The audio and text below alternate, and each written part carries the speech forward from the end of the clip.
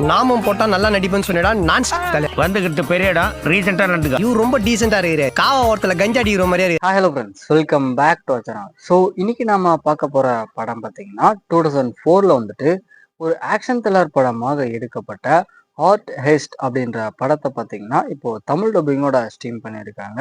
இந்த படத்தோட ரிவ்யூ பத்தி தான் இந்த வீடியோவில் பார்க்க போறோம். சரி, கதை அப்படின்னு பார்த்தீங்கன்னா இந்த படத்தோட ஸ்டார்டிங்ல நியூயார்க்ல இருக்கிற ஒரு மியூசியத்துல வந்துட்டு விலை மதிக்க முடியாத ஒரு பெயிண்டிங்கை பார்த்தீங்கன்னா திருடி கொண்டு போயிடுறாங்க. ஸோ இந்த பக்கம் நம்ம படத்தோட ஹீரோயினான அலன் பார்த்தீங்கன்னா ஒரு ஆர்ட் எக்ஸ்பர்ட்டா இருக்காங்க. ஸோ தொலைஞ்சு போன அந்த பெயிண்டிங்கை பார்த்தீங்கன்னா கண்டுபிடிக்கிறதுக்காக இன்வெஸ்டிகேஷன்ல இவங்களுமே போயிட்டு ஜாயின் பண்ணிக்கிறாங்க. இதுக்கப்புறம் வந்துட்டு அந்த பெயிண்டிங்ஸ் எல்லாத்தையுமே யார் திருடினாங்க அப்படின்றத கண்டுபிடித்தக்க நம்ம படத்தோட ஹீரோயின் என்னெல்லாம் பண்றாங்க, கடைசியா என்னாச்சு அப்படின்றது தான் இந்த படத்தோட கதைக்களமா இருக்கு.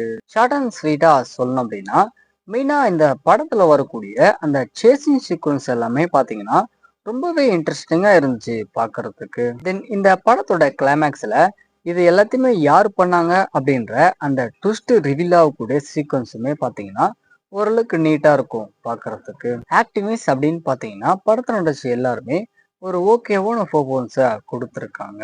இந்த பக்கம் டெக்னிக்கல் சைடு அப்படின்னு பார்த்தீங்கன்னா cinematography, background music, sound effect இது எல்லாமே பார்த்தீங்கன்னா இந்த படத்துக்கு ஏற்ற மாதிரி நீட்டாகவே பண்ணியிருக்காங்க.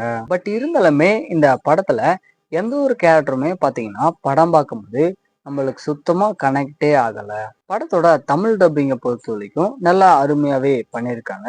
ஸோ ஃபைனலாக வந்துட்டு இந்த படம் பார்த்தீங்கன்னா ஒரு ஒன் டைம் வாட்சபிள் ஓகேவான ஐஸ் த்ரில்லர் படமா வந்திருக்கு. படத்துல பாத்தீங்கன்னா அடல்ட் கண்டென்ட் அப்படின்றது இருக்கு. ஸோ அதுக்கேற்ற மாதிரி பிளான் பண்ணிக்கோங்க.